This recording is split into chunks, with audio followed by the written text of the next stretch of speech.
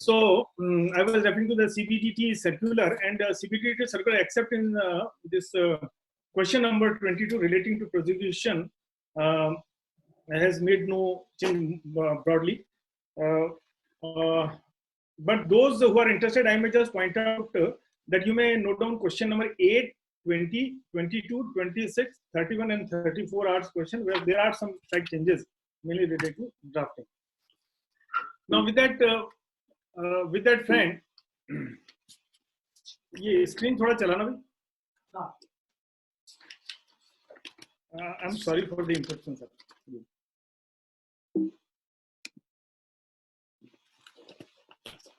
Yes, now coming to the various issues which have cropped up and are required, and some of the points, as I told you, to bring to your kind notice, that this settlement is only under Income Tax Act, so it does not include the dispute relating to VAT, commercial transaction tax, equalization levy, etc. And you may refer Article 18.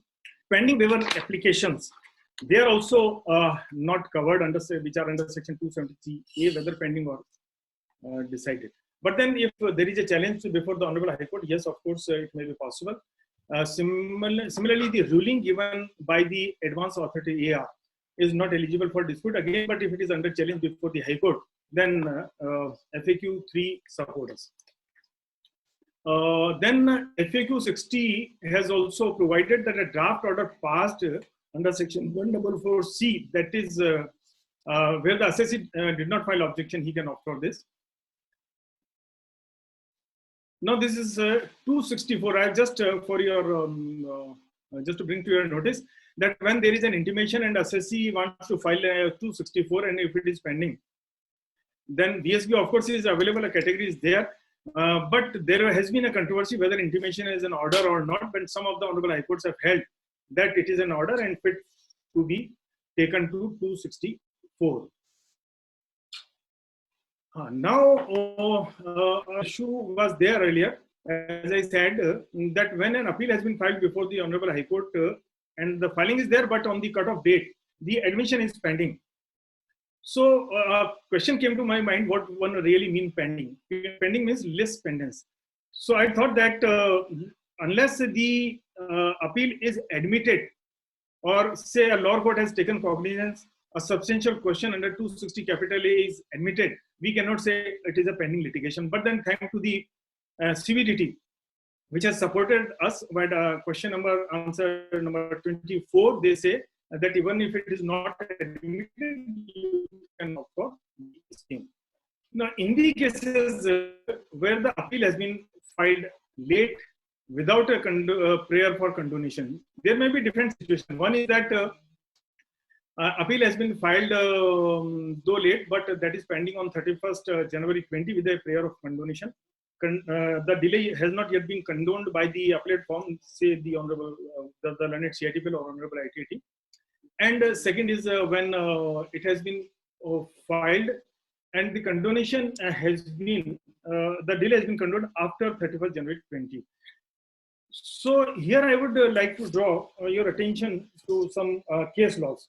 And the Honorable Gujarat High Court in the case of Digvijay Singh Jadeja, this decision has been affirmed since then by the Honorable Supreme Court, and they have referred to earlier decision of Honorable Supreme Court in Raja Kulkarni and Renuka Dakla, and what they have held is that the word appeal pending would mean that an appeal should be pending and that there was no need to introduce qualifications that it should be valid or competent. The Gujarat High Court also held the revision application as pending even before the condonation of the delay. So, to my humble understanding, any matter where appeal is pending and condonation is also pending, the condonation is decided after the cutoff date, then it should qualify for the obviously. But a situation where the appeal has been filed late and there is no condonation even filed, then there may be a problem perhaps. Now, this will hold good for the departmental appeal also, because there may be a situation where the department has gone or might have gone against the relief granted by the CIT appeal. Now again, moving further, these items of 234, interest charge under 234 BCA, I already discussed that they are also capable of taking to the VSB, provided there is no dispute against the quantum. Then you can file a separate appeal. You may come separately against that. For the completeness, then what happens that if you refer to the list of the appellate order under section 246 capital A, you may not find the chargeable of the interest these provision as an appealable order. So that created as confusion. But then the law is well settled and long back by the celebrated decision of the Supreme Court in Central Province Magazine, they have held that when there is a complete denial of the liability of being assessed, then you can, of course, take up this issue. You can file an appeal. The penalties I already discussed that 270E, because if they are not in relation to disputed tax, appeals can be filed. One can get the pending appeal settled under VSB. Now, further dispute is with the deemed category of the appeal. That is under section 21A second, where you have got sufficient time to go to further appellate authority, say against the order of the CIT appeal to ITAT, or when from against the order from ITAT to the.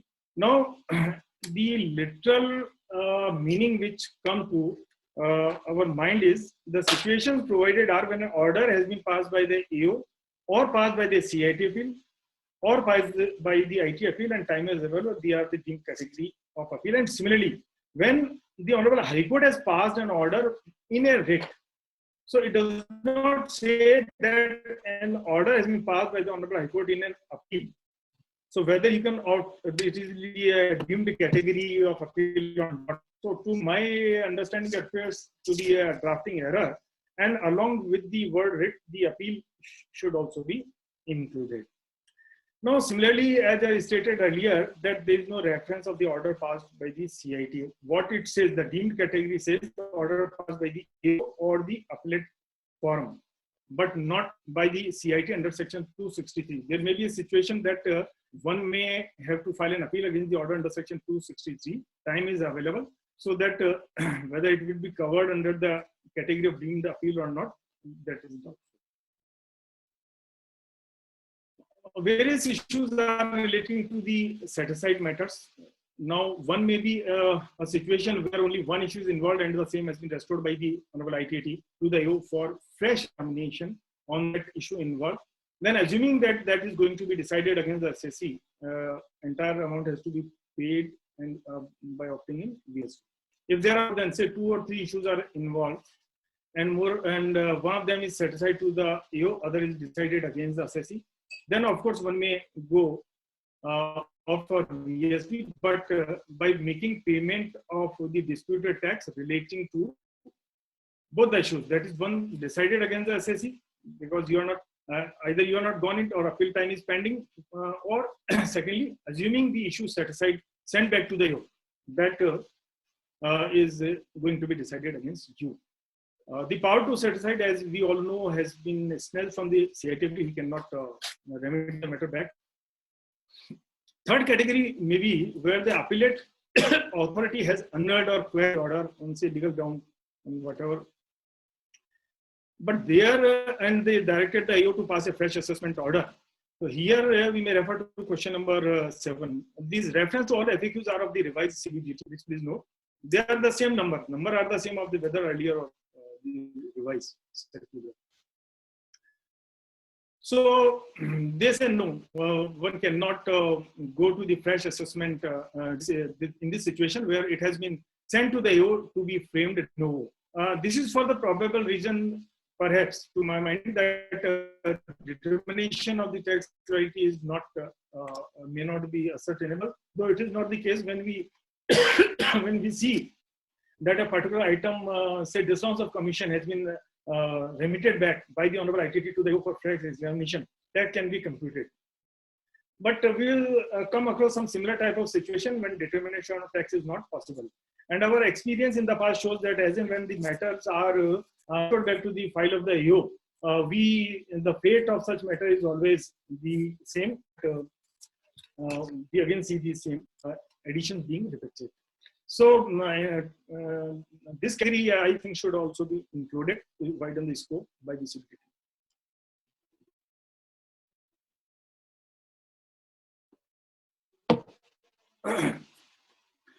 So 254.2, that is yet another aspect. And then there may be a situation that you file an appeal before the Honorable ITAT.